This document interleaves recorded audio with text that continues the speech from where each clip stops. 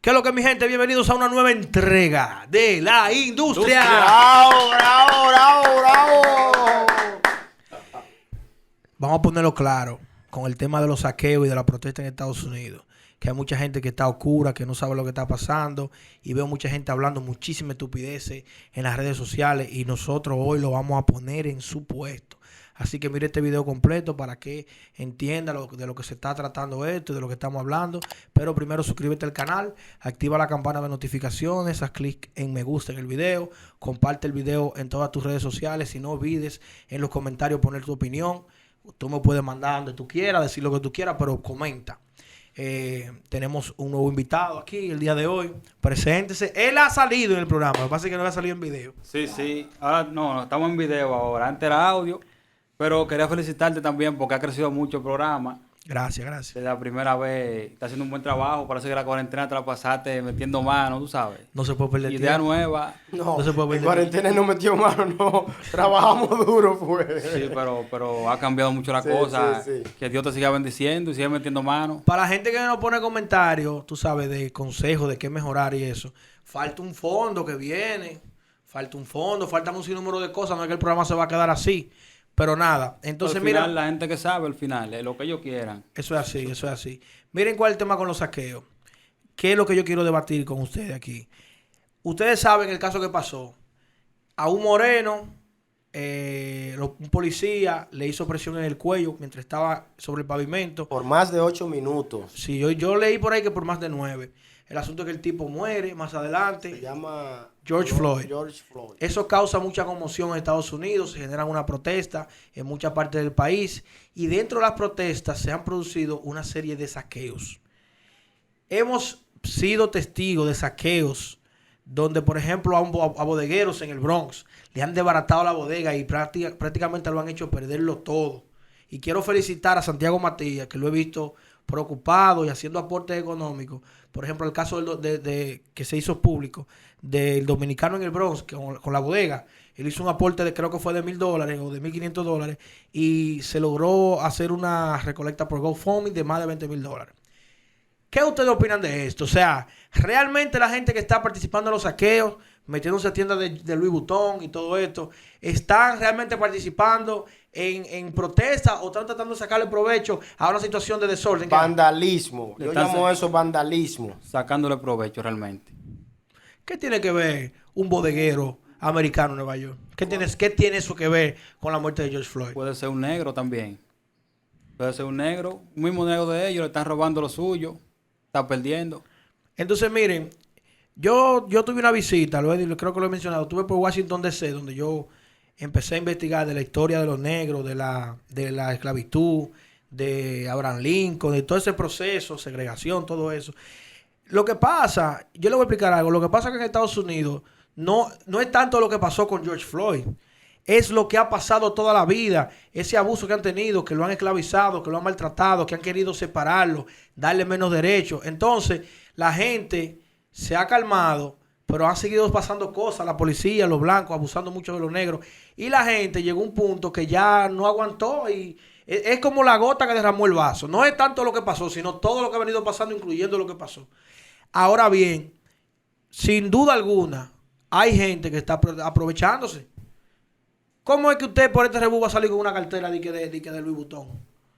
Y yo veo, y mira, yo he comentado en Instagram que me contestan y me dicen, sí, pero eso hay que hacerlo porque así la ciudad tiene un seguro, la ciudad tiene que pagar y es haciéndole una presión a la ciudad para que la ciudad... Pero, señor, si usted quiere, incluso un hermano de George Floyd estuvo dando declaraciones públicas y lo que le dijo a la gente fue que lo que están haciendo, esos actos de vandalismo, no están participando de protesta, lo que están es haciendo otra cosa. Por eso te digo, se están aprovechando. Que no están protestando por su gente, ya están aprovechando. Entonces, mira, no podemos compararlo con lo que está pasando en el país, República Dominicana, con los haitianos. Porque ellos son estadounidenses, los negros. Son del mismo país, pero aquí los haitianos son de otro país, que es muy diferente. Tú ves, entonces ya los negros estadounidenses viven allá, trabajan allá. Y el beneficio, eso tú dijiste ahorita, no lo sabía. Ellos tienen tiempo luchando por por la desigualdad. ¿Me entiendes? Y que ya... Pero cientos de años, tú no te imaginas. No, pero yo te voy a decir algo en cuanto a eso. Yo pienso que la principal raíz del problema también se genera por ello. Yo he tenido la oportunidad de compartir cercanamente, para no decirte como familia, con personas de color de allá. Y ellos, por ejemplo, aquí, tú me dices, dime negro, ¿qué es lo que es? Y yo lo veo como una forma de afecto, de cercanía. Allá tú no le puedes decir eso a un negro. Dime negro. Pero entonces dentro de ellos mismos sí se lo pueden decir. Sí, es un cariño Entonces entre ellos ellos. el principal racismo lo tienen ellos dentro. Porque ellos, entre ellos se permiten, eso le llamaríamos como usar términos despectivos entre ellos mismos, pero no le permiten a un blanco decirle negro a otro. Entonces ellos lo ven como racismo. Yo pienso, Lo ven como una ofensa. yo pienso, Joven, que tú tienes que ver el contexto. Hay que documentarse bien y ver desde atrás. Mira, te voy a poner este ejemplo. Cuando yo estuve en Washington, yo vi que le hicieron un monumento grandísimo a Lincoln. Y yo siempre decía, pero ¿por qué le hacen un monumento a Lincoln? ¿Qué fue lo que Lincoln hizo? ¿Tú me entiendes? No es padre de la patria. No es qué fue lo que Lincoln hizo. Entonces, mira qué pasa. Un grupo de Estados Unidos empezó a creer en los derechos humanos, mayormente los estados del norte, y un grupo de los estados del sur decían que no, que estaban a favor de la esclavitud. ¿Qué pasa? En ese proceso, eso causó una división tan grande que un grupo de los estados del sur se declararon independientes, una nación nueva, se pusieron un nombre, los estados confederados, y entonces empezó una guerra entre los estados que quedaban para que no se hiciera eso, para que se mantuviera lo que ellos le llamaban la unión. Pero la raíz del problema era la esclavitud. Lo que dividió a Estados Unidos y la guerra civil de Estados Unidos en los 1860 y pico fue por la esclavitud. Le estoy hablando, señores, de hace más de 150, 160 años. Escúchame. Los afroamericanos son africanos. De origen africano. Eso eran esclavos que traían desde Africano, África ¿verdad? para hacer trabajo doméstico, De agricultura. Eso lo está pasando entonces. De ahí es donde sale la canción. Ellos lo siguen viendo como esclavos. De O sea, Bob Marley. Yo te voy a hacer, si me permiten, yo te quiero hacer como esa línea para llevarte hasta el presente. ¿Te entiendes? No sé si tú quieras comentar algo de eso mismo. No, que le decía que la canción de Bob Marley, la que dice Stolen from Africa, Go to America, habla de eso, de que los negros africanos fueron llevados a Estados Unidos a trabajar y en la guerra. ¿Entiendes? Lo armaban como posible para llevarlo a la Por guerra. eso ellos no lo ven iguales a los negros. Es la razón. Entonces, fíjate, después que pasa ese proceso, bueno, empieza la guerra, entonces Abraham Lincoln era presidente de Estados Unidos en ese proceso. De alguna manera, él forzó al Congreso, porque no fue que el Congreso quería, él buscó la manera de manipular el Congreso. Hizo cosas que no eran legales, pero y buscó la manera de que el Congreso proclamara la emancipación. La emancipación es que a los negros entonces ya se le daba el derecho de que ellos no, o sea, abolieron la esclavitud, vamos a decirlo de esa manera. Después que abolen la esclavitud, entonces se rinden los estados del sur en la guerra, y entonces Estados Unidos vuelve y se une.